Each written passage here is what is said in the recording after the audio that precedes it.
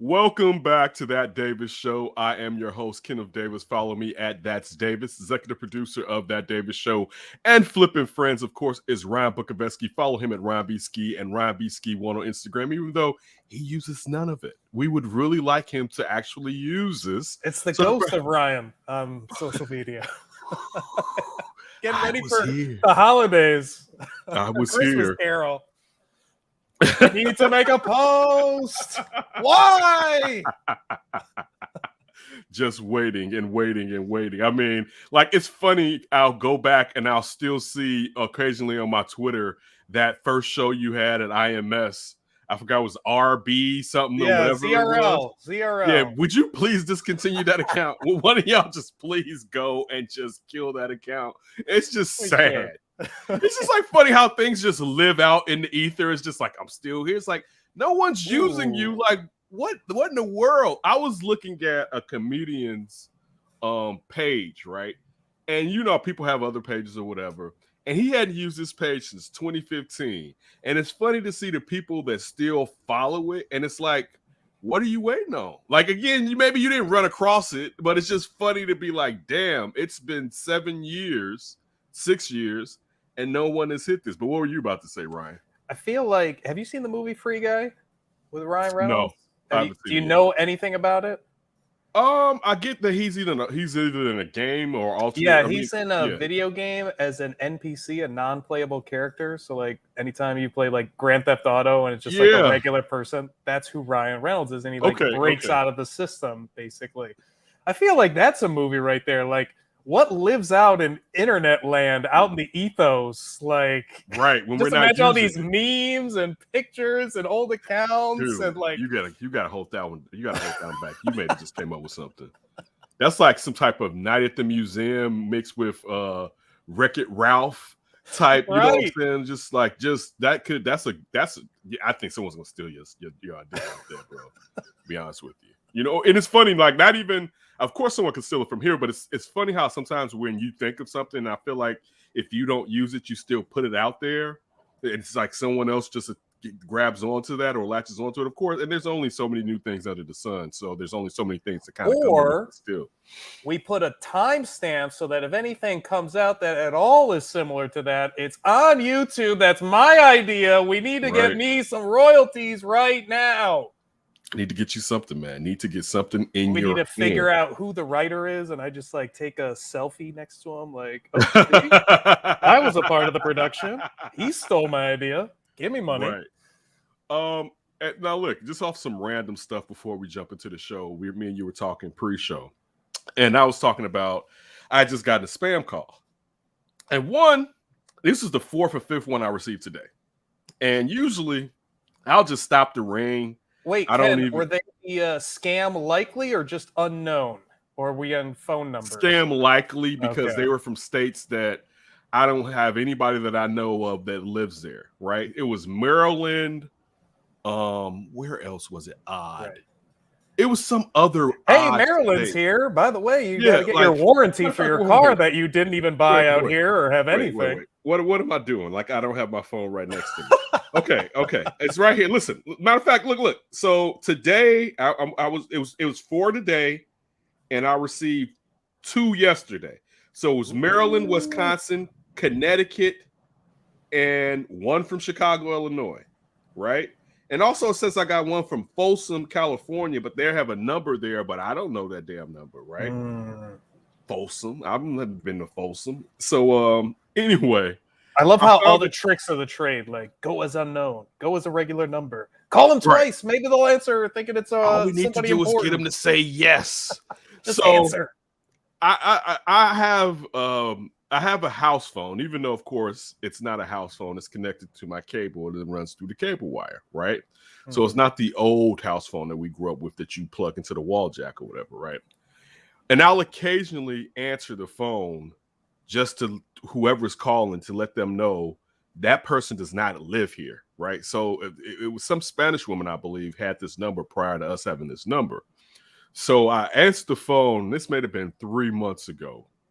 I answered the phone and someone's like, yeah, hey, something. And I forgot what I said, but they were like, Can you hear me? Can you hear me? I said, I didn't say anything. I just hung up. I was like, that was clever. Right? Like that right there. And it was like a little stag. It's like, can you hear me? And I swear, you know how you can hear that someone is trying to hold in their laughter? Right. I swear he was trying to hold in his laughter as he was trying, because he knew I was on to what was going on, right?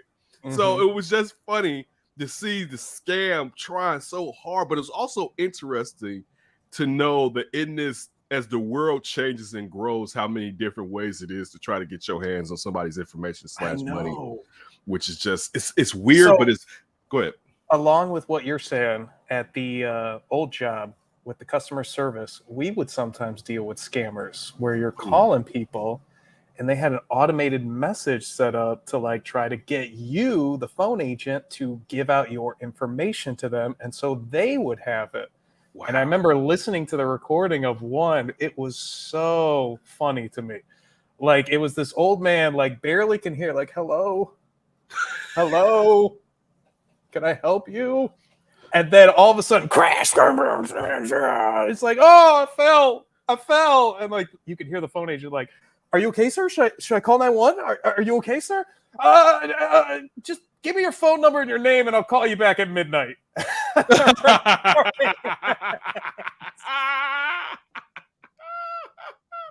Wait, so what did the agent do? The agent called for help right away, and we just told her, like, okay, that's just a fake call. Like, you're fine. But she was so concerned. And I love, like, old man crashes, pulling the sympathy tugs. I'll call you back at midnight. I don't know where you are. I'm just calling you at midnight. Give me that number and your name. Oh man. All right. Let's get into some sports discussion. Should we go off top? Yeah, let's go off top, even though we're coming from the bottom of this off top. Today, news broke that Blackhawks president of hockey operations, Stan Bowman, is resigned / he's, as was told, he had to go. Rocky Wirtz let him know, and his son, basically. We all have heard about the sexual investigation that was taking place from the neglect that stems from the Blackhawks from, what was it, 2009? When they won their first time? 2010, when it all happened. 2010, when they won their first Stanley Cup, and where Bowman had only been with the organization for 9 years, but he'd only been the general manager at that time for 1 year, when they found out that Brad Aldridge. I'm sorry, Brad Aldridge. Actually, not sorry. Screw that dude. Don't care if we get your name right. F him for real. According to Rick Scher, a partner at Jenner and Block, 139 interviews were conducted throughout the 4-month course of the investigation, which was made public on Tuesday. The NHL also announced the Blackhawks have been fined $200 million. I apologize. For $2 million for inadequate procedures and mishandling of the 2010 matter related to the conduct of former video coach Brad Aldridge. Gary Bettman came out, the NHL commissioner, and said that the Blackhawks has taken full responsibility and ownership for what transpired and have already implemented a new preventative measures as well as committed additional changes that may be deemed appropriate as part of the response plan of the action to the investigation. Oh, so you added a preventative measure because you didn't have one before. or the preventative measure was to call 911. Yeah. When and you not found go for out. A championship, John McDonough. Right. Yeah. So former Cubs, was he the president of the Cubs? What was John McDonough? Former Cubs president. We all remember as soon as he was let go from the Cubs, Rocky Wirtz snatched him up quickly, and it benefited the Blackhawks as far as just the cultural shift. A lot of money. But John McDonough, who was in charge, basically swept it under the rug and said, we're going to focus on, getting to the Stanley Cup and the good vibes, and we're not worried because we might not ever get there again, so we got to chance it. I mean, the thing is, it's not a great story. Sexual assault is never a great one. But if they would have stepped out in front of it, no one would have blamed them, and it would have been, and I'm not saying sexual assault is fine, but people would have blamed Brad Aldridge, and we would have went on. It wouldn't have been a situation like as long as they didn't cover it up, no one's going to blame you if you hired some criminal and didn't know initially that he was a criminal, but once he commits a criminal act and you're informed by it, then it's on you. Maybe he wasn't a criminal beforehand and he just did that the John Doe of the Blackhawks, and that's what started it all. You could be right. You could be right. There's no proof that he had done this before. I'm just going to say, in my opinion, I don't know if you just jump out like that. But again, I'm not a sexual predator, so I don't know when you snap and decide this is my chance to start acting on these ills that I'm infected with. You know what I'm saying? So to me, one of the things that went across my mind, we already shame women who come out and talk about sexual assault. We blame them, right? And that's disturbing and messed up. But and I want to say it's worse. I'm not trying to make one worse than the other because that would be ignorant of me to do that. And it would be just stupid. But a male getting sexually assaulted, we don't even really discuss it. It's kind of, and you see right here, it's swept under the rug because one, we don't want to address it, but also there's some weird stigma attached to the male that's assaulted.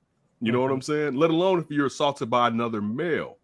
And we're talking about a industry that's ran by males, right? This is from the team to the front office, ownership, so on and so forth. Primarily, you're talking about males, let alone white males. And I'm not putting on any race thing with this. I'm just pointing that part out.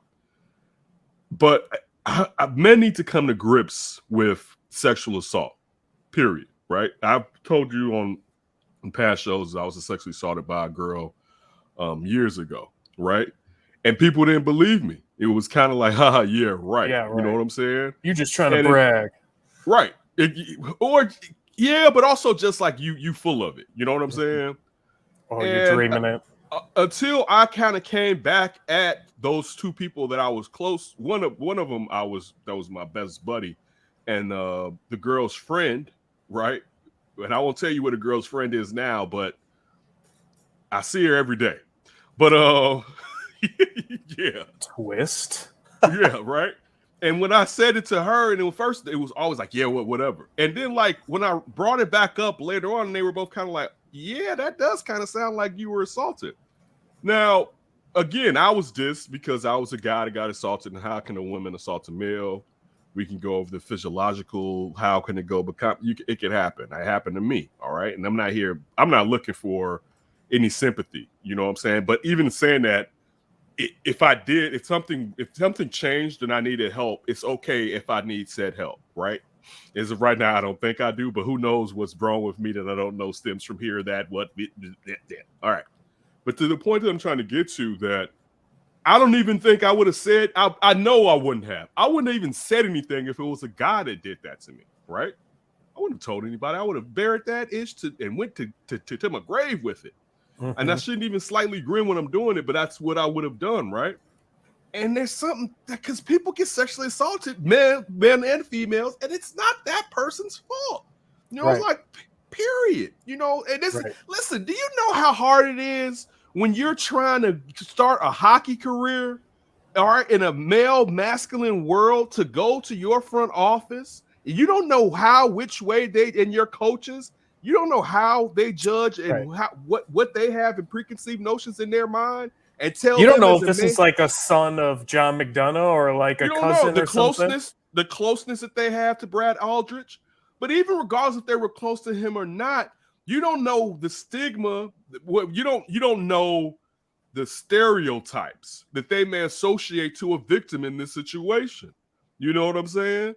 One thing was, what we're doing is more valuable than whatever happened to you. All right, forget, it's insignificant to us. Yeah, that happened to you. Maybe it happened to you. Maybe it didn't. But we're trying to win is to have a good storyline. Which, when we're just talking about business and morals, is a whole different topic.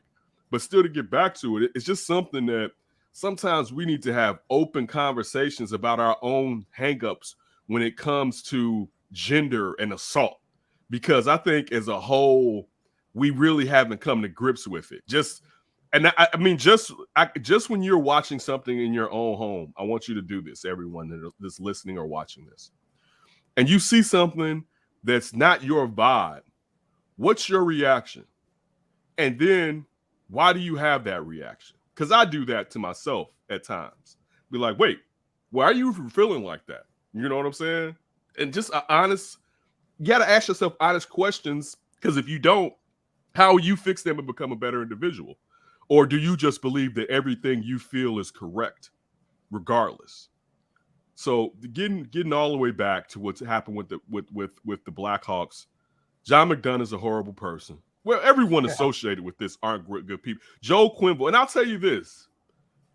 I didn't know Joe Quenneville. This is me being ignorant, because clearly the head coach would know. When I first saw this and I saw that Stan Bowman was out, I'm thinking it's because the Blackhawks suck, even though I knew coming down that this was coming down. So I actually forgot, because my boy Jason had just brought this up on Sean and Maya the other day. So I blanked out on it, right? My thoughts has always been, sometimes the coach is better than a general manager. If you have a coach that's legendary and special, don't Jerry Cross that situation. Choose that coach over that general manager, right? That's just my thoughts of the hockey team in general. I would rather have Joe Quenneville than Stan Bowman. Now that I'm further educated in what took place or informed, of course I wouldn't want either one of them. And it's a mark on that entire organization. It opens up a lot of other questions about other people that have had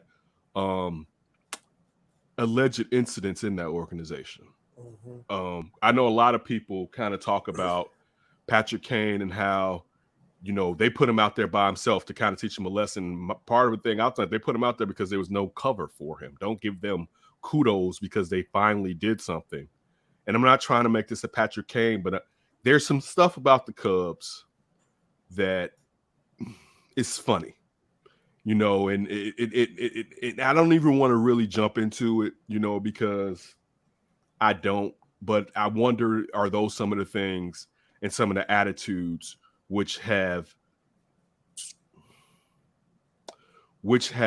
interfered and perhaps hindered this investigation from taking place when it should have actually taken place, and has left these victims in a terrible situation where they had to go and sue these teams to finally get some form of justice taking place against Brad Aldrich.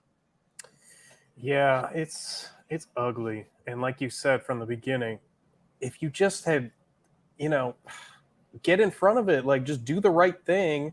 Like the media is going to hold the players responsible for Brad Aldrich, and you can't compete for a Stanley Cup because everybody will be too distracted. Isn't that the whole point of having the Hall of Fame hockey coach, to, just keep the team undistracted and playing well? That's what he does. This just feels really ugly. It feels like Penn State ugly to me, with maybe not as many known victims, but just a really ugly cover up. And I don't know about you, but I just kept thinking, like, man, not that I want this, but it's like I kind of wish I could see like a film depiction of that room when they're discussing this report in May and they decide the playoffs are more important. Let's discuss this one over in, or let's report it over in June. And that's when the Blackhawks eventually did. And I'm just kind of wondering what you think. Like, this isn't the most important part by far. The most important part is the victims and that justice is done and we stop a predator from being out in the streets. But if you're a Blackhawks fan with how horrible the team has looked, and then you throw this on top of it, man, it's rough. It's rough being a Blackhawks fan right now. Oh, hold on, Ken. You are muted, my friend. I apologize. I was checking on Kelsey. It's just her and I here at home, and I had to check the monitor to make sure she wasn't into something, so I muted myself. Yeah. Safety first. I mean, this is the thing too. Hindsight is 20/20, but that's foolish for me to say when right is wrong. I mean, right is right and wrong is wrong, right? What was going to happen? All right, so and the police when you cover it up, it's gonna come be to light. Exactly. Like, what did you think the victim was gonna do? Just live under a rock? But then, real quick, what were the police going to do that was going to change the outcome of that Stanley Cup victory? Right? To be honest with you, I don't even know if Chicago police would have really started that investigation until after the Stanley Cup had finished. Really go hard. And I'm not part of it. I'm saying it as far as the police want to see the Blackhawks win, but also just how long it may take for investigations collecting evidence. To really get stuff going. So like I don't even know. But and like then you let this guy have a day with the cup and celebrate with it, and then give him a reference to a youth that's and a ring. Like, so you reward him, and then you enable him to be a predator because you don't want to lose a Stanley Cup, and we already covered it up. You brought up the Penn State, and just to think what Joe Paterno allowed him to stay on the campus and have an office, right? Run that youth camp. I was about to say, and knew he has a hankering for young men and allowed that to take place on Penn State's campus. And people still were saying that Joe Paterno's statue shouldn't have been taken. And mind you, let me say this. Full disclosure, I love me some Joe Pa growing up as a kid. I know. I love All right? I did. Over. Fuck all that. Yeah, all right? I hope he's burning. I hope he's roasting hard. You know what I'm saying? But you enabled such atrocities to take place that what cover do you actually have? And this dog, you just got to be real. Sometimes, man, and listen, it's easier said than done. I haven't been in a place of power where I had to turn in someone that worked for me or that I had some type of relationship with. And I hope that I want to say courageous, but it's the right thing. I shouldn't even have to be courageous to do the right thing. It's just doing the right thing, doing what's expected. You know what I'm saying? But yeah, this just was troubling. And it gets back to what you John just said. McDonough. He enjoyed this long ass career making a ton of money in Chicago, and that piece of shit. Ugh. Him, and somewhere John Gruden are sipping daiquiris right now, laughing at everybody because they still got the money. And right? Joe Pa's there in spirit, the ghost of Joe Pa's there. You hit it on the head. If you had never covered this up, by now we wouldn't even be thinking about it. Actually, by now people would look and point to the Blackhawks as an organization that did the right thing and how you don't fall into these situations. People would be like, remember, they gave dude up right then and there, instead of playing into something because the sunlight is always going to expose everything. Last part, and this has nothing to do with it, and unfortunately, it's trivial.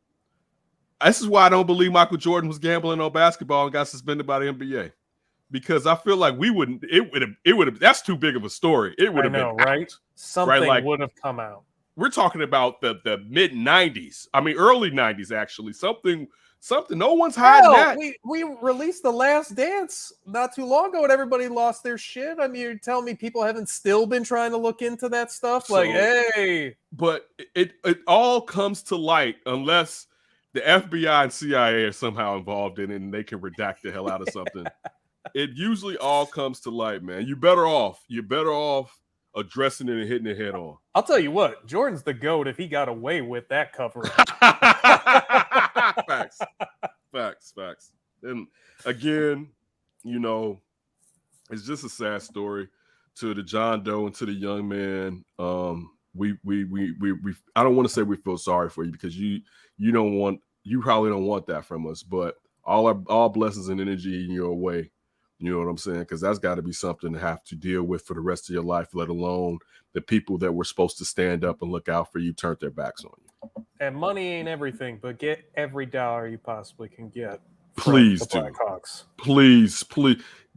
Listen, take them to the woodshed for that dough. You got public on your side. Everyone's going to back you. Like, money doesn't fix anything, but get what you deserve at least. Something. And I believe this person's gonna come out one day just to put a face on it, just to really stick it to this team. You know what I'm saying? So stuff like this, same thing that happened with the U.S. gymnastics team that was going on with Larry Nassar. I don't get the sickness in people. And I'm a flawed individual, But there are some things where it's like, what the hell are you doing? And what the hell are you covering up for? Why? Like what's going on over there? Like, it's just, it's troubling. It's very troubling. I think it's like you said, just being in a room with people that think like you, and everyone just like almost this incestual want to win, and it just clouds everything. Yeah, that's we reporting that. And again, if they didn't believe him, let the police find out the truth. Right. You know, you did your due diligence. That's it. You did your job. You're on a leave of absence starting today. Hey, John Smith, you're the new video coordinator. Right. So, all right. What you got next, Ryan? Bulls. Speaking of MJ, first 4-0 start for the Bulls since I believe 1996. It was a warm day in '96 when they got that fourth victory. I can remember it well. Listen. A very warm October day. Listen. I feel like we've been on this band. Like, it's funny now to kind of hear this. I feel like we've been on this bandwagon fairly early as far as our expectations for this season from what they did in the offseason. And of course, it's a small sample size that some people will tell you isn't really that valuable because it's glorified practices, or scrimmages and the preseason. And I said from the get-go that the infusions of talent, in particular, Lonzo's, and then half court, which you can get out of DeMar. I think this was the proper moves to make. I think there's a high ceiling. I don't know if they'll reach that ceiling.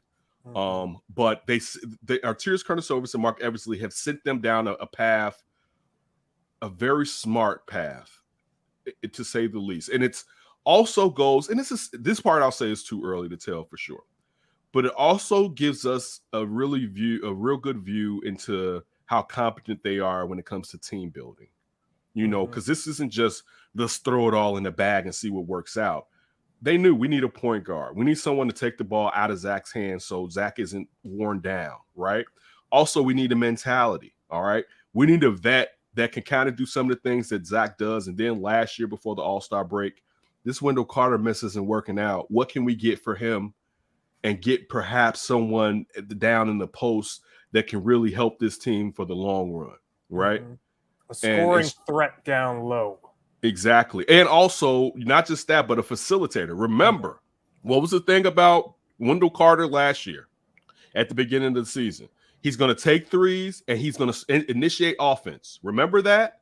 Now you actually have someone that shoots threes and is a good passing big man instead of trying to force this round peg, which is Wendell Carter, into a square hole.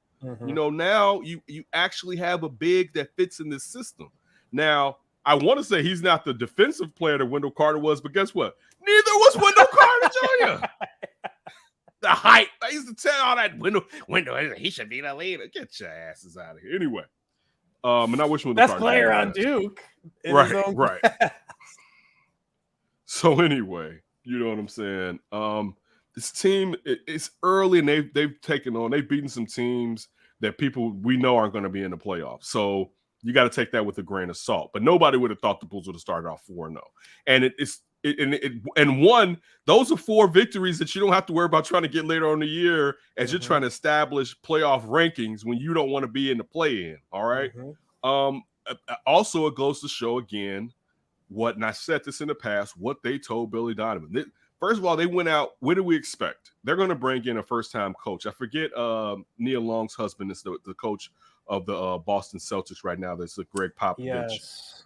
One of Greg Popovich's former coaches or whatever, right? I forget his name. But the reason I'm bringing it out is that was the list that we heard. Paul Silas Jr., so on and so forth, what we're used to getting here in Chicago. And what did they do? They went out and got the best coach on the market at the time in Billy Donovan that no one thought was going to go to a team like the Bulls where they were at in their rebuild, right? They got him. They brought in Vooch, all right? Then they went and got who they were looking to trade for in Lonzo Ball, and you got because of Mark Everly's connection in Toronto, you got DeMar DeRozan to decide to come here to Chicago. The money helped too. None of those contending teams could give DeMar DeRozan what the Bulls was playing them. Let's not fool ourselves. If they could have given DeMar DeRozan the money the Bulls would have given him, DeMar DeRozan would not be on the Bulls. Yeah. I'm not going to blow smoke up your woohoo with that part. Money still is a factor, all right? But still, the mix works. Alex Caruso, just the value you get in Alex Caruso being your sixth man. You know what I'm saying? Like, if Pat Will can take that extra step and maybe be a guy that can close games, like you are close there.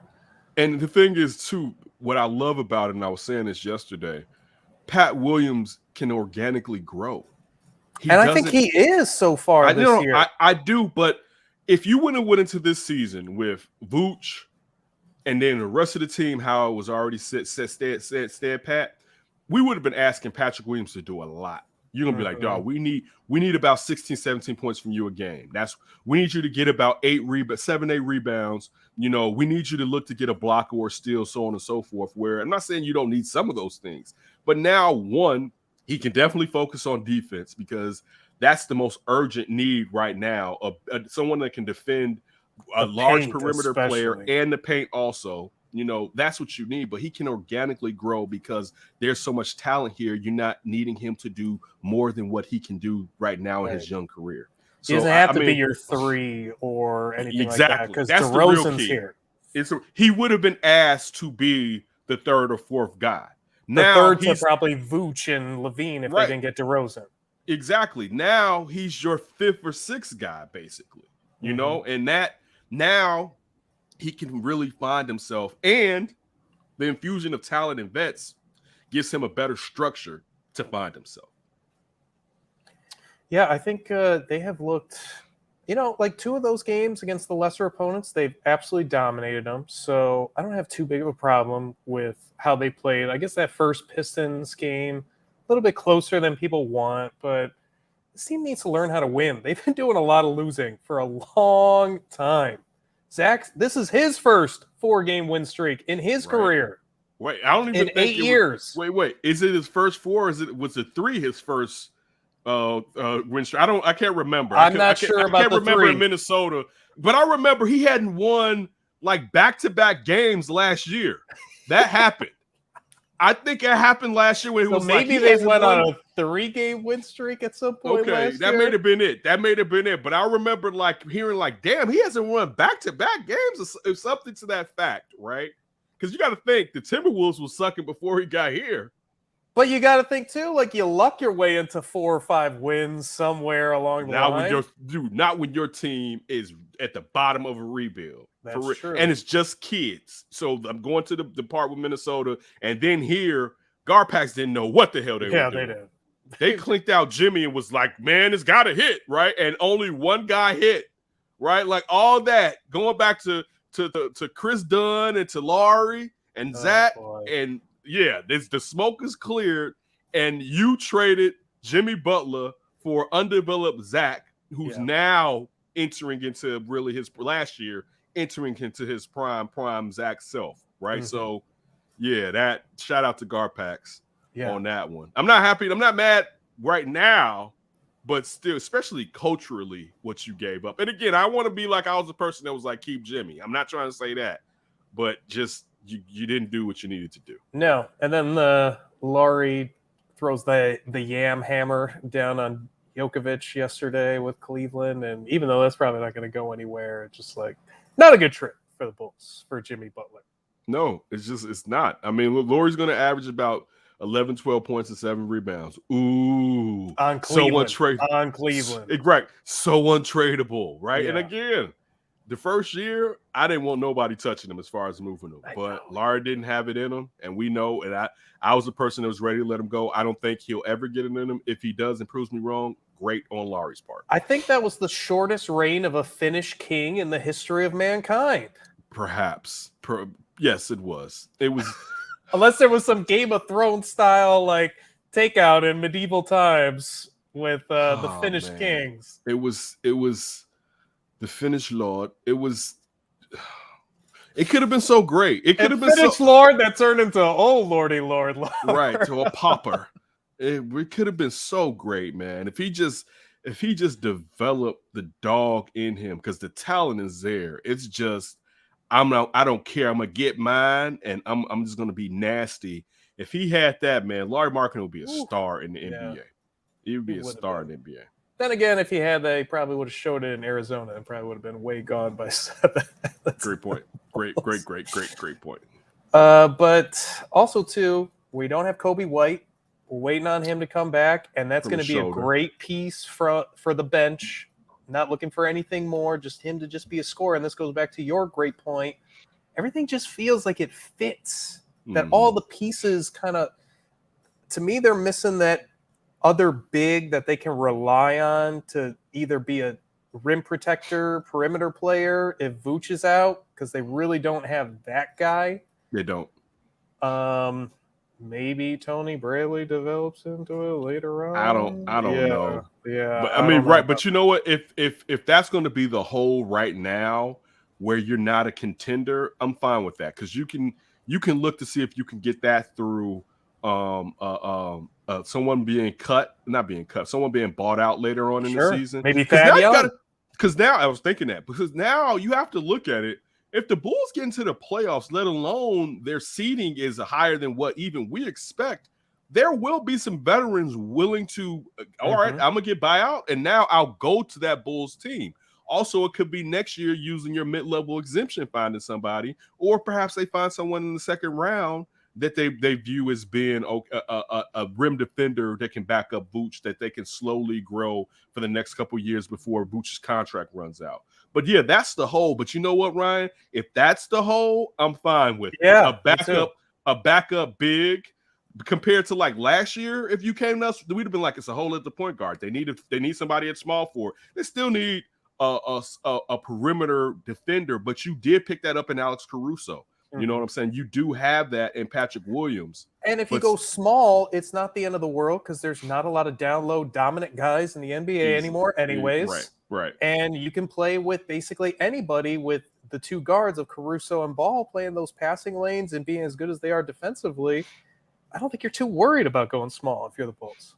No, I don't either. And I'm looking forward to it. I have to watch last night's game. It's fun. It is. I'm watching all of them. I'm watching all of them. I was thinking about that today on my walk. Am I about to watch 82 games of Bulls basketball this year? I may not get in 82, but I'm a damn near try. Yeah, me too. You know what I'm saying? Listen, in the past, they've been just piling up on my DVR. I'll get in at one or two. Now I'll just delete. Like, you're not going back. Like, and it got to the point I'm like, why am I going to force myself to watch bad Bulls basketball when no one's even asking for this content? And I mean, that's saying a lot, because I usually watch anything sport-wise. But see, they gotten to the point where the Bears are trying to do again, where it's like, oh, you think I can suck? I'm gonna show you suck. Yeah, and it's let like, me hit this level of suck. I'm not going down that lane with you. All right, I'm gonna let you go, do your thing. I'll be here when you come back. 1 quarter of Bulls basketball to 82 games in an off season. Right, right. That's facts. Right. But look, going around the league, you know, this being the 75th season of the NBA. You know, what has caught my eye so far I'm going to tell you one thing. I'm tired of ESPN and low-hanging fruit. I don't need a Kyrie update every damn day. It's the lowest hanging fruit. It's like the Terrell Owens doing crunchers. Yes, thank you. That's so apropos. It's, dude, I get it. I get it. Now he's in Brooklyn. He's in New York. He's a key player to a team that has aspirations, not just to contend. They're bona fide. This team is one of the better teams in the NBA. If all these players are healthy, this team is either 1A or 1B as far as who should perhaps be winning this NBA title. From that aspect, I get it. But every day, I don't need this to be a discussion on this man's vaccination. And look, I'm vaccinated, all right? So, but I understand if he's hesitant. I mean, if I was on this team, how would I feel? I feel like it's his business, but I'm just going along the storyline, if he told me like, yo, we should need to go and play in Brooklyn and he not there, I'm going to feel a little certain kind of way about that too. But guess what? I'm not that person. So I don't care, and I don't need an update every morning when I wake up on Kyrie Irving.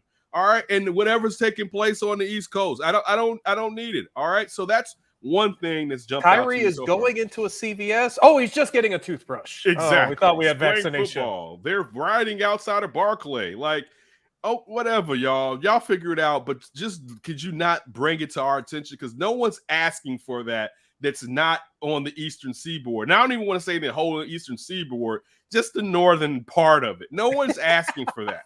Just facts, man. Even New York's not. They love the Knicks more. Dude, no. Oh, that's crazy. All right, that's crazy. That's like, I don't even want to do that today where we pick up the Knicks fans. We did enough last week. And there'll be days in the future. Don't worry. They'll come in soon. LaMelo taking another step. Like LaMelo, we looked at as being a facilitator. Man, his perimeter shooting, and it's not just that, it's his willingness to do it. It's like, damn, right? It's just like, what? Like, man, imagine the Bulls got into that top 3 for that. Dude. Yeah, we wouldn't have his brother on the team, and it would be good. Even though I don't. I think LaMelo is lighting a fire under Lonzo's ass. Too. Oh no, it's clear.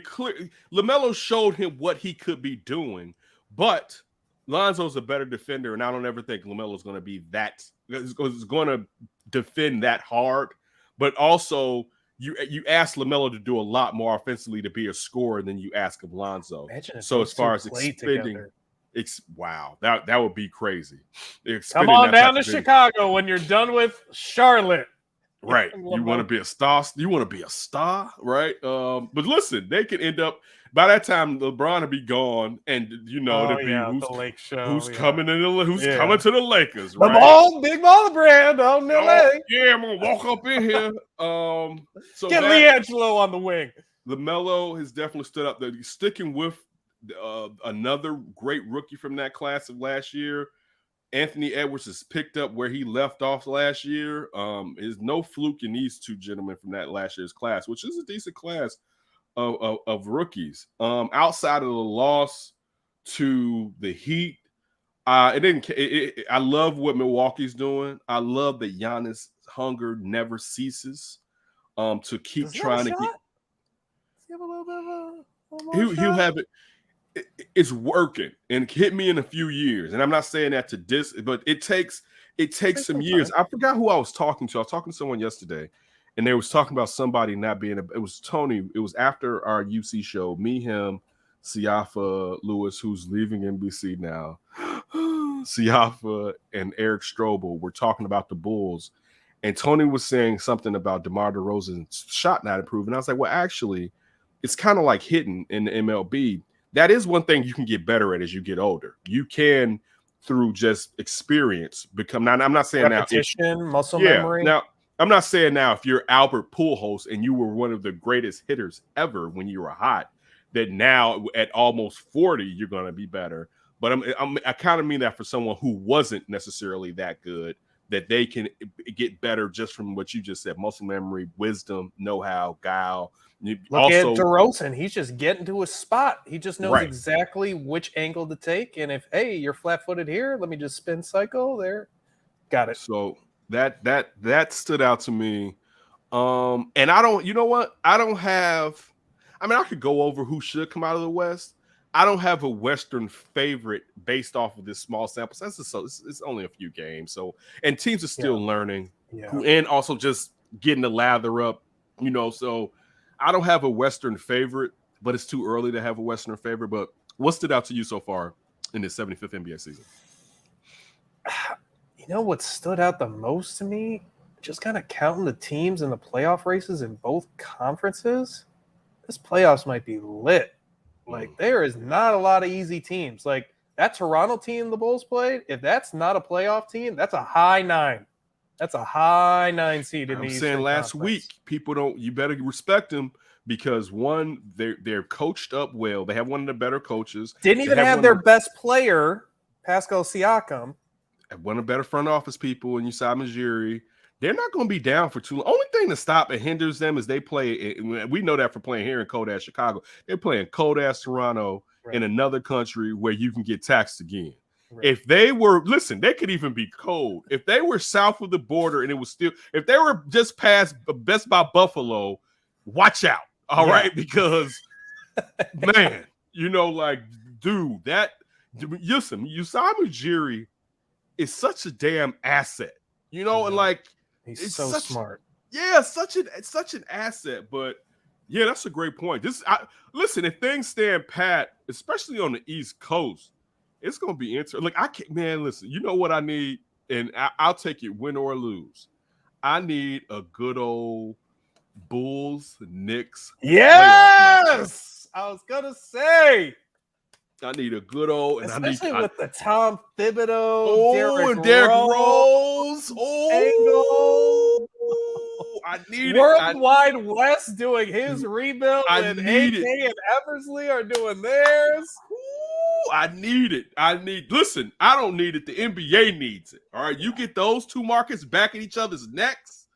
Oh man. By the way, I forgot to give this to you. The Boston head coach is Ime Udoka. That's who we're talking about on the short list. Is Julius Randle from Chicago? No. Is that him? Okay. No, Julius Randle is not from Chicago. I forget. It's like I knew where he was from before he got to Kentucky. He's not from New York. Is it New York? Dallas. I was about to say, I knew it's from down south. I was about to Alabama, but when I was about to give him Alabama, I was confusing him with Boogie. Okay. But I knew he was from down south. But no, I was gonna say, if we got a Chicago player angle too. Dude, if Julius Randle was in Chicago, he would have come back home by now. I mean, because you got to think he was bouncing around. We would have been asking. We'd have been like, man, they need to. First thing you would have heard would have been calling them. Exactly. First thing you would have heard me, but man, know what they need to do. They need to bring Julius Randle back. We need a power forward. That'd be the first thing you would have heard. Even though I've been a Julius Randle fan. I thought when he was a Laker, he wasn't getting his props. Because, this before, because all he got is one hand. But his spin move, boy, he put your ass in the spinner. All right, compared to now how far he's grown his game out. But I always thought he got the short end of the stick compared to where he got drafted, but how well he was as an NBA player. People didn't necessarily give him his props, being a big who could handle it and get to the rim. Totally agree. God, I like that. Knicks, Bulls. Ooh. Listen, all I need, and I know they wouldn't do it, I just need ESPN or TNT, whichever one, to just play the old NBC basketball intro for the beginning of that series. I just need that. The boy, I'll be falling back into reminiscence nostalgia, like, it's a triple header on a Saturday morning. You fall back into 1996. You're like, look at the paper. Bulls 4-0. I'm not going anywhere today. Listen, I used to get up. It'd be like nothing. Like, wait, there'd be 2 NBA games on Saturday and 3 on a Sunday. I'm not going nowhere. All right, I'm about to take in parking that ass on the couch.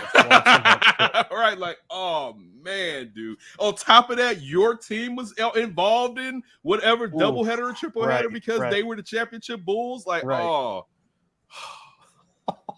That was so. All right. Those days that was a trip back? down to memory lane. I'm back. I'm back. How about we go from memory lane down to throw up lane, like first to the bathroom with these Bears? I mean, do we have to do this? We can do it for a couple minutes, I guess. Okay. I don't know what Bill Lazy was on this past Sunday. And I mean, with Bill Lazy, that goes to Matt Nagy. Check out today's UC. It drops tomorrow with Adam Hogue and Alex Shapiro from NBC Sports Chicago. No, it drops today. We did it. Today's Tuesday. Oh, okay. Drops tomorrow. We drops today. I'm sorry. You're right. This drops tomorrow. I didn't know if we was putting this out tonight or not. So no, we can put it out tonight. You're right. Okay. Tomorrow. So one question I had was, if Lashavius Simmons was going to start at right tackle, why the hell wasn't Alex Barr at tight end like he's been as a 6th down lineman? So either start Alex Barr at right tackle, but this was my thinking, and I won't say who confirmed it, but he agreed with my pattern of thought. Either start Alex Barr, and now you don't have that big lineman. All right. So whatever you're going to do, you're going to have to do it without, because you're not going to have Lasavius Simmons going from left to right, moving in action like you would Alex Barr. Alex Barr at least had gotten reps at, how to get set and everything like that. Or if you're going to have Lasavius Simmons out there, help him. Damn it. So he doesn't like doing that. Where was the max protect at earlier in the game? And you got to develop spread first, and then you can go to.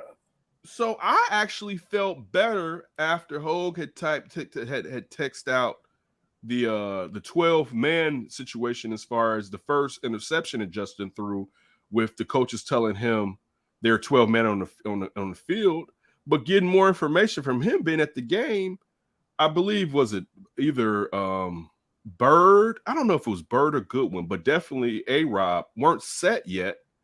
And Justin went to his left side before he came back right. So even if it was a free play, he really didn't go after free. First of all, Bears, no more free plays. We're not ready for that. That's 2. That's 2.2. All right. That's 2.2. Let's give that up.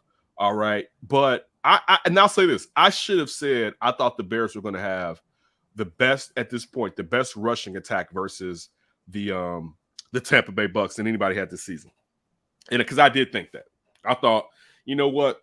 How things usually go, they may have the best. I'm not going to say amount of yards, but I was watching that Dallas game at the beginning of the year. I've watched several Bucks games where teams give up on the run. Like, you know what? Forget it. It's not going to work. But probably they gave up a little bit too. Like, all right, have your yards. This game's over. Good point. But the thing is, those teams that gave up had Dak Prescott and 2 first-round receivers out there, right? Like, 3 actually. And I don't know where Gallup was, but he's playing like it's a talent of a first-round receiver. Yeah, you know what I'm saying? Like you have the Rams. You know what I'm saying? Where they have Matthew Stafford with Sean McVay's brain and Woods and Kupp. You know what I'm saying? And Henderson in the backfield, who they get. But you could get rid of the drift. They at least have formidable QBs that if we get one-dimensional, I trust these guys with going one-dimensional. We don't have that yet in Justin Fields' young career. All right. So how are you setting up to, one, win with the run action, but also win by throwing down the field by giving Justin Fields enough time to throw down the ball down the field? I got a buddy of mine who texted me yesterday, and I didn't hit him back till today because I was moving around. And I hit him back and I apologized. And he was like, yeah, yesterday's show was really a downer. Basically, that we was murky dismal. And it's like, I don't know how you expect for us not to be, because regardless of if the Bears salvage this season, we still really know what it is. And that's a team that's not the same thing it's been since the second half of 2018. You heard that, man? That's it. It actually, no. Actually, it's worse.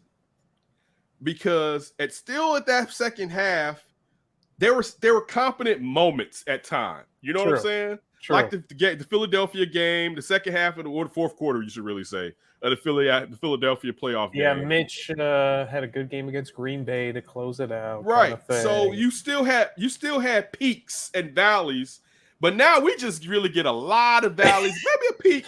I'd like to see that Richter scale. It was like, that's peaking. Oh, we'll see a little more valleys. Oh, guys, we're just seeing valleys. We're just seeing valleys. It's like the roller coasters. Like it was the first third was built. The click, click, click, click, and we forgot to build the rest. I went through a binge. TBS this past weekend had Black Panther on, right? Because I don't really watch Black Panther, right? And I came in from right after Killmonger had tossed his ass off, Chadwick Boseman, Black Panther, off during the ceremonial challenge, right? I came in right after that. So I watched it from that point, which the movie actually seems a lot shorter when you watch it from that point. And that's got to be I actually that's the same thing. Right. So it's like I was surprised. I was like, damn, I thought it was more of this Usually movie, that's right? about a third of the movie. I thought that's how I felt. And remind you, that's a long ass movie, right? So anyway, I was fine, Ryan. I watched this movie And I was like, man, this is great. Usually I would think with Chadwick Boseman on him, Black Panther and Chadwick Boseman, it pulls on my heartstrings. And I was cool and whatever. So they get to the very end of the movie. Black Panther and Shuri go to Oakland to where their uncle was killed by their father, or killed by what's his name? What's the brother's name? He's the king, he's in Godfather, Forrest Whitaker. Killed by Forrest Whitaker, right? So they're there, and Black Panther shows the jet, the Wakanda jet they're in. All the kids are like, wow. And one kid's looking at him and starts walking over. He's like, hey, is that yours?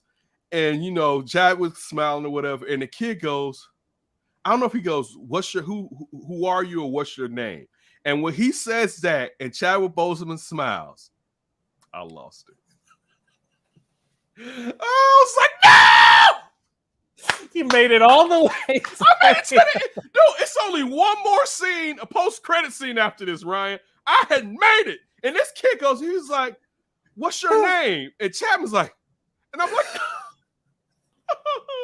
I'm imagining like a movie, like just seeing your face, totally sober. It was like, then it flashes to the TV, and then it goes black, and you just see the tears and the reflection of the TV. I see my face in the black screen. Like, all right, so the reason I brought that up, getting all the way back to the point of being on a roller coaster that never stops, the next movie was Thor Ragnarok, right? Mm-hmm. And the thing about Thor Ragnarok is you forget how many different elements there are to it. Because when I think of Thor Ragnarok, I think of them being on that planet out there with Jeff Goldblum. That's usually what I think about with Thor Ragnarok.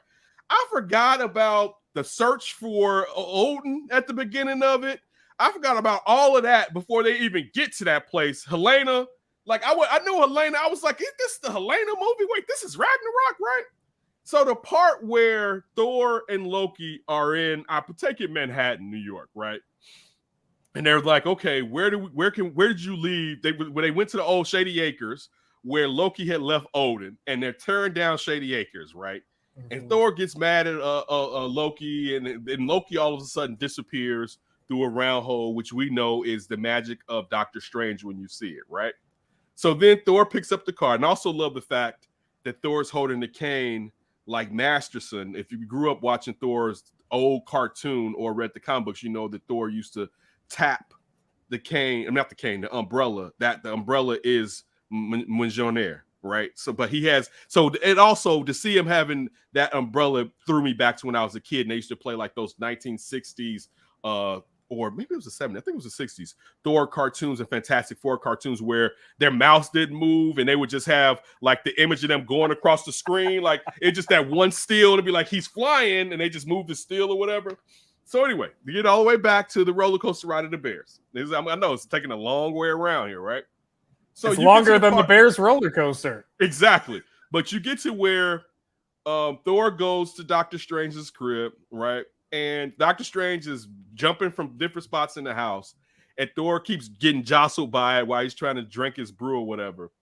And he says, okay, he picks up the spell to get ready to send Thor to Odin. And he was like, oh, yeah. Oh, Thor's like, but what about Loki? And Doctor Strange's like, oh, yeah. And he snaps, and all of a sudden, one of those little holes opens up out of the top of the room, and Loki falls down out of the hole, right? And Loki screams, I've been falling for 30 minutes. That's the Bears right there. Because the great part is like, okay, we know that Loki is this mystical being with powers, but he knew the exact timeline of how long he had been falling. And that's how I feel with the Bears. It's like, I've been falling, and it's different if you're just falling, but when you know, like, dude, it's been 2 hours and I'm still falling.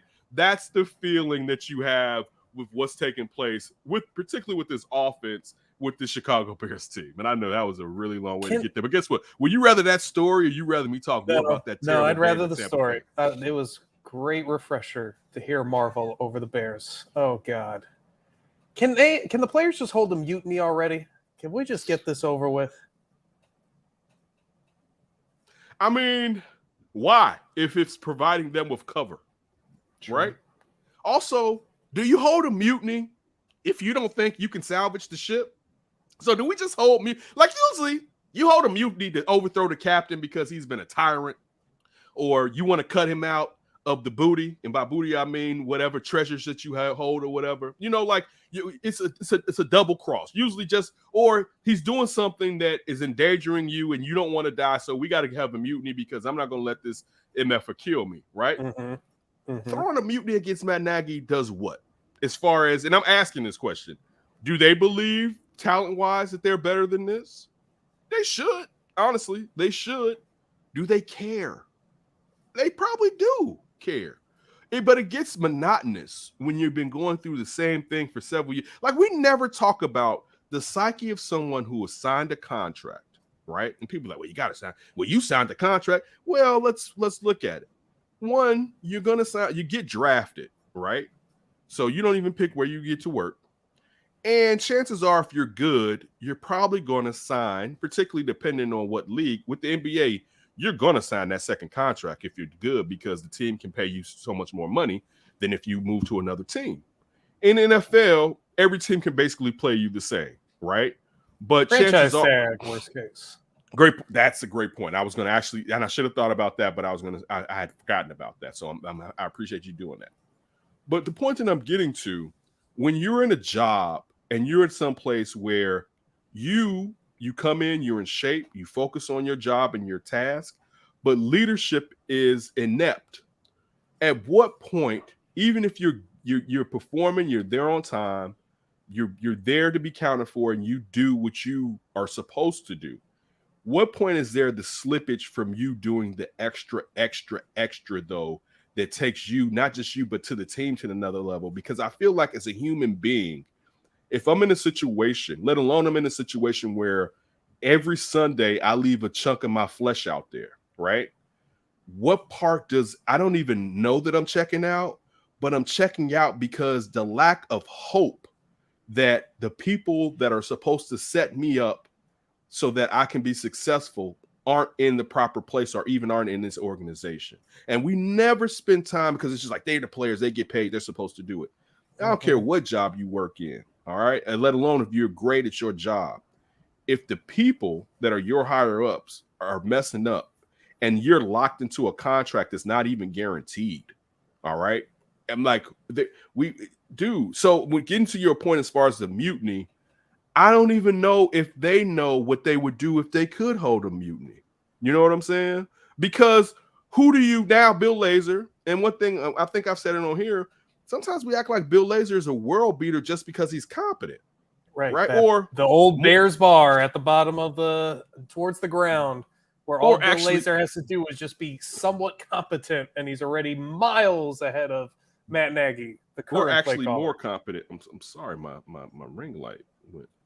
Told you I gotta. I was thinking with what you just said, look at a guy like Allen Robinson, like leaves Jacksonville to try to improve his situation with a potential up-and-coming team in Chicago. They have Matt Nagy, the Kansas City Chiefs offensive coordinator, as head coach. We got Mitch Trubisky at quarterback, the future. You're getting this huge payday, and you get Chicago. Like, I think you would want to sign that deal. And then how long did it take Allen Robinson? A year and a half? Be like, oh, no. Oh, no. Oh, boy. This is not going to be a good one for me. I mean, I hope he knew coming here wasn't going to be a good one, but that money was right, and it was in a nice market. You could see where you see the hope. Like, we all kind of thought Matt Nagy might be good. The Mitch Trubisky pick was never great, but I don't think as a player you automatically just say, oh, this rookie quarterback is just going to be bad.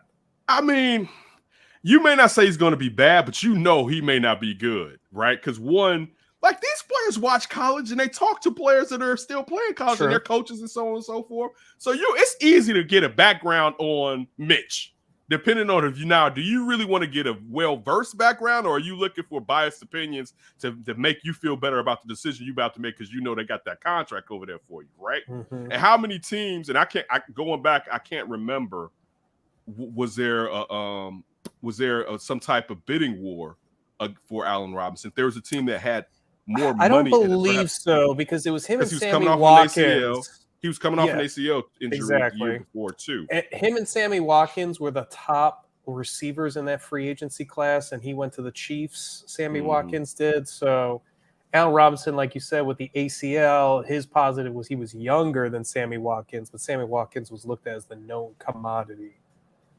Yeah, and still the hype that Sammy had from coming out of Clemson, even if him at Buffalo, he hadn't really succeeded. Yeah, and at that point, nobody really succeeded in Buffalo. So it was like, hey, you might be just doing that whole Buffalo thing. Don't forget. Think about when Beast Mode was in Buffalo. Like, you forget about Beast. They went like 15 years without. Like, they went for the longest drought of between playoff berths. Till last year, yeah, it's really sucked up there. Man, we can go over bad Buffalo football. We can go to, like just the different decisions that they've made. Sammy Watkins. Let's trade away the draft and go draft Sammy Watkins. Like, remember we don't have a quarterback. They had Doug Flutie there playing decent, and then they had the Southern California quarterback dude. I forget his name. And they wanted him to start, and then they started him at Flutie. That's when Flutie went to San Diego and was decent for a minute. And the dude's name is on the tip of my tongue, but I just can't. He was in that Music City Miracle, right? I don't remember. I know he used to wear that funny head. At the time, it was a funny headband around his head to keep his hair. I remember EJ Manuel. Remember that quarterback pick? I actually got to look this up. I'm sorry. Look it up. Yeah, continue to talk. Just to wrap up, I guess, with the Bears. Do you see? To me, all I see is just another one of those 500 seasons, which you obviously can't have this year. So it's probably going to be 8-9, maybe 7-10. I mean, they have to be for them to do anything positive this year. They're going to have to sweep the Vikings, take care of the Lions, somehow get a win against the Packers, find a way to split against the NFC West. It's just everything is against them to even do anything positive this year. Rob Johnson. Rob Johnson. All right. Listen. Winning is better than losing, because part of me wants to say, what difference does it make? And that's just me being an ass. And they don't have a first-round pick. They don't have. That's what makes it so bad. Even though, again, first-round pick versus at this point having Justin Fields, clearly I'll give you a first-round pick. But I just expected that pick to perhaps be in the teens, or I hoped it was in the teens, and not before at least number 10. All right, we're looking like Giants top 10. Here you go. Right. So again, I would rather have Justin Fields. And the Giants, I mean, listen, also, too, even more reason why I'd rather have Justin Fields, they can try to hype it up. This is going to be a whack-ass QB year coming out of college, all right? And there's going to be a lot of teams reaching for guys that aren't going to make any damn sense. And that, look, I'll say this. Spencer Rattler, one of the top ones, and he's benched got benched for what, Caleb Johnson, I think the kid's name is? I believe so. I mean, just think about him, right? Think about being Rattler. And you're looked at as, regardless if it's a weak draft, you could be number 1 or 2, right? And you got benched. And now you have to go and talk to all these teams and tell them why you should be their quarterback and your coach. And Lincoln Riley has to do what he has to do. But, man, I would be mad at Lincoln Riley. even if it's on me, I'd be like, dude, do you know the amount of money that you just caught? Like, oh, man. Dude, I got to transfer. I'm with you. I would be upset. But, look. There's a chance the Bears could finish with nine victories, at least. Especially, if Justin Fields improves some. Look, they can run Montgomery isn't even back yet, right? So think about once you get Montgomery back. With Herbert. I was about to say, I don't know if the depth chart wise, Herbert's going to leap. I would think he's going to leap over Damian Williams. You know what I'm saying? But I mean, listen, Tariq Cohen. You know what I'm saying? It's just as far as having another weapon. And then the defense, listen, the defense would have played better if they didn't all have either COVID or weren't hurt. You know what I'm saying? When you're talking about Robert Quinn being out because of COVID, you're talking about Khalil Mack being injured, Akeem Hicks being injured. So, I mean, if you had those guys, you're pressuring Brady a lot better than you did this past weekend. And they did do some good things. He never threw 6 incompletions before. You did do some things, little things like that. Right after he threw his 600th touchdown. Yeah. I'll take my foot off the gas a little bit too if I just threw my 600 touchdown on you. I can't believe that 600 touchdown. We're never going to see that again. Oh, we will. Ooh, we will. Okay. It's not a Brady thing. You got think about this too. Brady, beginning of his career, is still where, yeah, it's a more of a passing league than it was 5 years before. But from year, let's just say Brady's first year starting to like his 6th year starting, Brady wasn't asked to put up crazy touchdowns to like where it got to when Randy Moss got there. So imagine what Patrick Mahomes' touchdown total will be when he gets to 40. You know what I'm saying? Like when you Brady, remember Brady didn't start his rookie year. Well, Brady started with his 2nd year of his 3rd year. Yeah, something like that. I don't remember. So, but initially, especially the first 3 years, they were winning off of the defense with Brady situationally being good. You know what I'm saying? Where Brady didn't make the mistakes that at the point where people would say you're a system quarterback or you're a manager. Brady excelled at that. That's why it was Bledsoe out, because Bledsoe would turn that ball over. Brady in. We just need someone that can set us up because and then send Bledsoe down to Buffalo. Right. So, speaking of Buffalo, but so yeah, you'll see. I mean, and it could be someone that's dog, or imagine what by 40, and also I haven't said this. Think about the QB rules in 20 years, dog. You may not be able to breathe on them. All right, like, I mean, just look, because speaking of Brady, Lou could have like force fields around him, like wearing the Bengals, force field device. Right, the Bengals D tackle comes through, hits Brady in his knee. You can't even go by the quarterback's knees now, right? Like, just as far as just the change through his career, let alone changes caused by him, good and bad. You know what I'm saying? To where the quarterbacks aren't going to be getting touched. It's going to be even more of a passing centric league. Justin Herbert, Josh Allen, like just if you just look, Kyler Murray, Ryan, like, dude, by the time if any of these guys played a 42, they're gonna have 600 Yeah, touchdowns. if you can play to 40, there's definitely gonna be some people. Yeah, sure. So I'm dude. Now I think this one will continue. We'll see multiple people get to 600 touchdowns. Period. I don't have a question about that, because I mean, if you like me and you live another 40 years, dog, like they're never going to go back to the NFL and be like, you know what we need to be rougher, right? Like we need to let people hurt the quarterbacks, right? Like it's never going back to that. What we need to do is allow people to jam up these receivers so that these games can be real mugged up. It's never going back to that. So yeah, I think it's going to be a situation where we'll see multiple people within 20 years. I'm elated you gave me 40 years. I'm just happy about that. Hey man, I want to see you striving and surviving all the way. I like it. You ready for some up for grabs? Yeah, take it. Give me up for grabs, Ryan Beaskey, so we can get up out of here. I only got one for you today. World Series begins Tuesday night. Will you be watching, and who's going to win? No. Don't want to see that Astro beatdown, or you got to wait till like elimination of the Astros before? I mean, look, I want Dusty Baker to win one.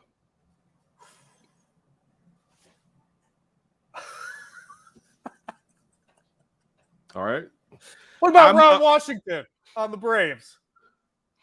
Don't do that. You know what I almost did. Oh my goodness. Oh man. He's never gonna lose this World Series because he's got either the trophy or the bag. Listen. To be honest with you, we don't want the Braves to win because we know how Ron Washington's gonna party. Party. It was just one time. Me and Josh Hamilton was in the clubhouse. Me, Josh Hamilton, and 3 bumps. Look, I got a story. It was me, Josh Hamilton, and 3 bumps. Right. All right. Then turn him into an MVP. Oh man! If he was only worried about his defense and not the bag, they would have won in 2011. Look, I understand people's feelings about the Astros being cheats, and in that wanting to see nothing but the worst happen to that organization as far as on the baseball field. And I get that. So me not having a horse in this race, Dusty Baker, a black manager, just so you know, who came to Chicago and changed the narrative in Wrigleyville, changed the expectations to where Cubs fans were fine with whatever happened. You know, not really fine, but to a certain degree, winning wasn't the utmost priority. And Dusty, he reshuffled their priority. He reorganizes what I'm trying to say, their priorities. And he doesn't get legitimacy right after a World Series appearance. Right. And he doesn't get his props for that. The fact that it changed the culture of Wrigleyville as far as, you know what, we're trying to do it. And it's not these old excuses don't work. All right, Tribune Company. All right, we're trying to really do it. And if you even think about how much money they started spending on Sweet Lou's team that they didn't spend on Dusty's teams. I mean, so I have an affinity for Dusty Baker, and I want to see Dusty Baker because the last thing you want to see is a great manager who doesn't have one, and they hold that against you. So just like, for instance, during the Astros series against the White Sox, you saw all the pennants that Tony La Russa had, right? And Dusty had one. But you saw the World Series, and Dusty had 0. So I want that it's lopsided. I want to see Dusty have one because Dusty has earned having one. And I mean, I forget some of Dusty's. I forget Cincinnati Dusty. I kind of remember Nationals Dusty, but when I was like, damn, he wasn't Cincinnati, right? And every place Dusty goes, he uplifts that organization. Now they may not win it all, but he was the bricklayer that got the Nats to where then they got to that next step 2 years ago. You know what I'm saying? So again, I want to see him get one. I mean, the people think about the situation. Like, in speaking of race, right? Dusty has to go in a situation where he should be able to pick and choose his jobs for what he's done in baseball.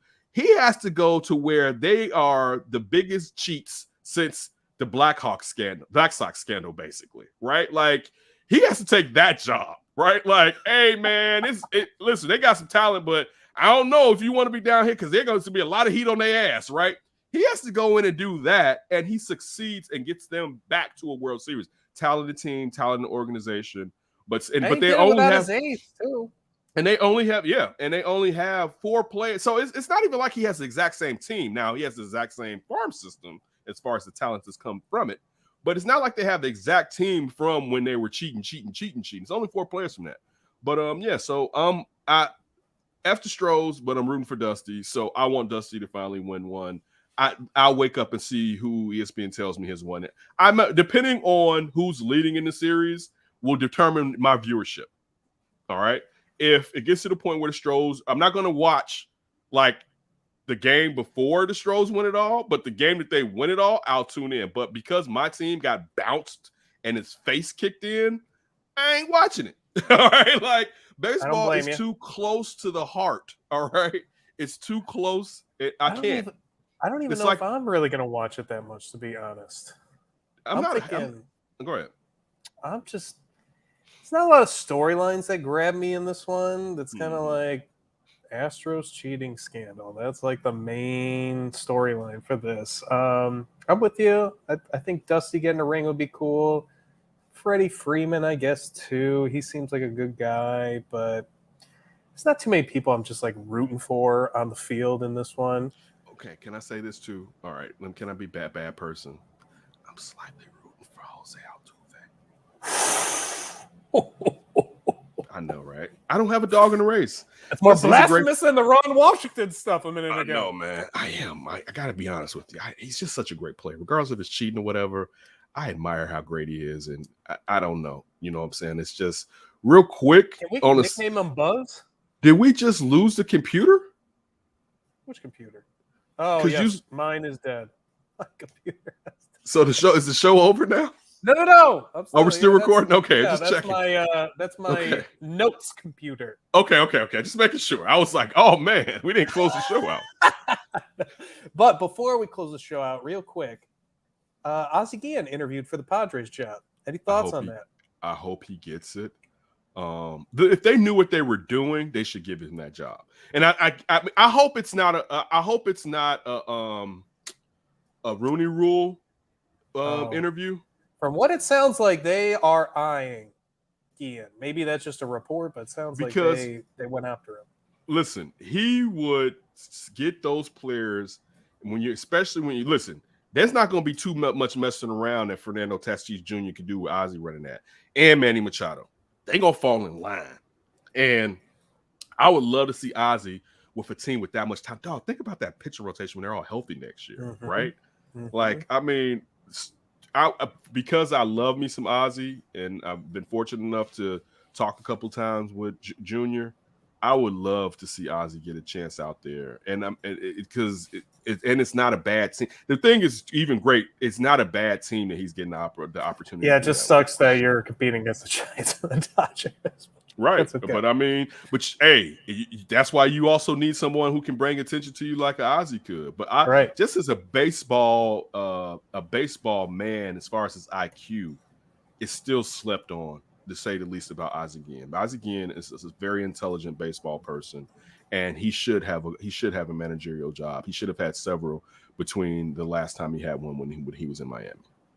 Yeah, that would be great. Rooting like Ozzy, I've grown a lot of affinity for the older I've gotten, and it would be great to see him. It would suck to lose him at the media appearances around here.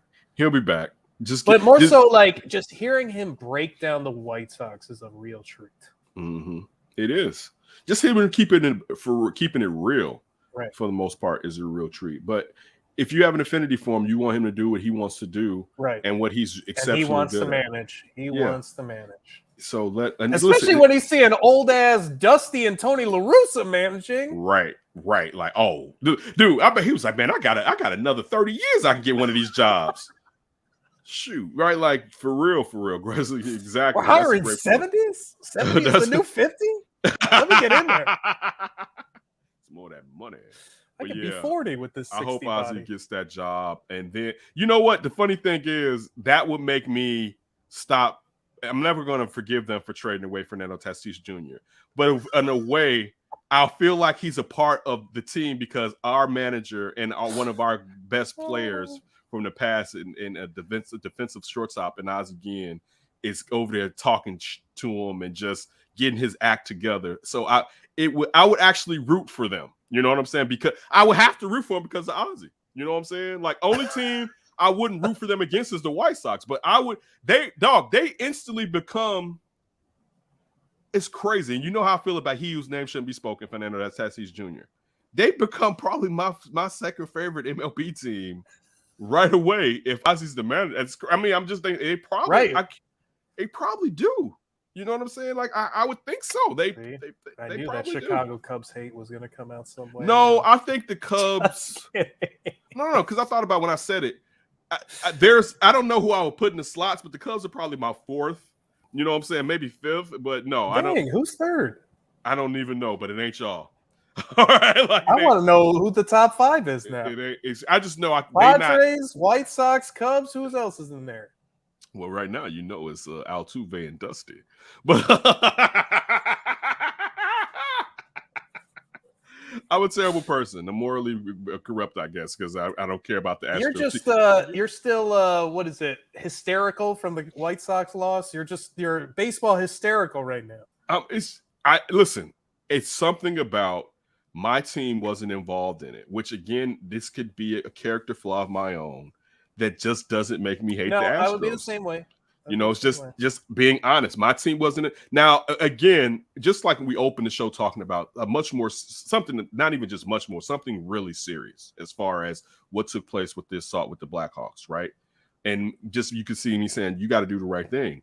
But like when we come to a sports, and in particular a sport where one of the key phrases forever has been, if you're not cheating, you're not trying. Mm-hmm. And again, I know there's degrees to cheating, but then a sport also that whole record book is tossed out through the steroids, which it wasn't just the players, owners were in on this too. Right. The commissioner is handing them out to them. Like, so where I can't get mad when baseball's been doing this. Like, so I'm sorry. I couldn't get ratchet. Listen, I wanted AJ Hinch to be my manager. I'm letting you know, all right? When it comes to this part, I'm flawed because baseball has been built on cheating, according to baseball. And from Whitey Ford and just from spitballs and whatever the hell else was going on, it's been known, all right, that hey, it's baseball and it's cheating. But hey, they was cheating. I guess, y'all. You know what I'm saying? Like, I'm sorry. I should have done a promo before White Sox Astros. Which cheating scandal was worse in MLB history? Right. The Black Sox. Steroids. race when they wouldn't even let the blacks play. Like what? Banging on the drum. Exact. So you just hear someone banging on the drum. I'm sorry. I'm just trying to be honest. I try to bring my honesty, my truth to you instead of being a fake person and going with some PC answers. I just try to be 100 with you. I appreciate it. Let's get this World Series. Yeah.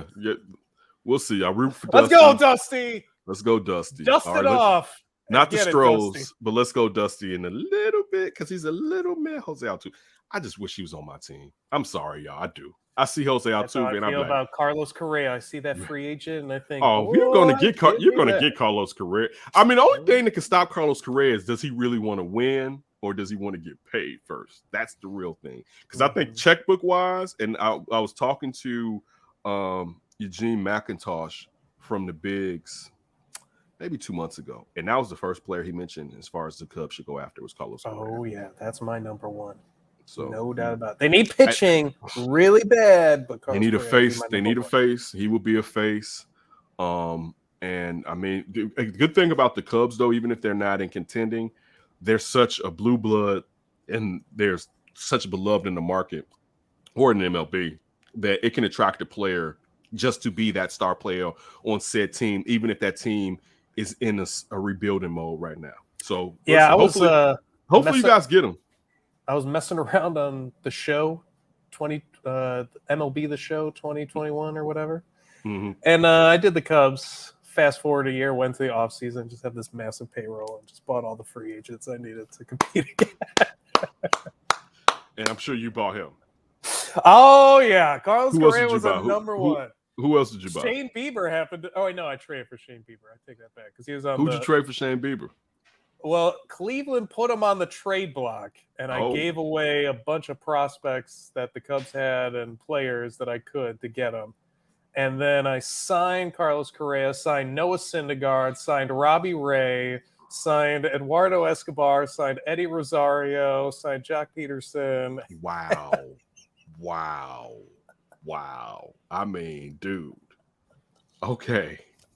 And I was under budget. I got it in on the budget. Tom came down, gave me $160 million, and I said, Tom, let me build you a squad. Oh, man, that's some good stuff right there, Ryan. So, look, we always appreciate it. We'll be back this week. We're going to try to get you 2 shows a week. So we'll be back Friday, and we'll probably go live Friday, even though now maybe we'll switch the go live days, because I wonder sometimes going live Friday during traffic time isn't necessarily as smart. Yeah. As perhaps trying to get it. We'll let you all know when we're going live. We'll definitely let you know. So you can join us and comment. But definitely, be safe and don't do anything stupid before you hear from us again.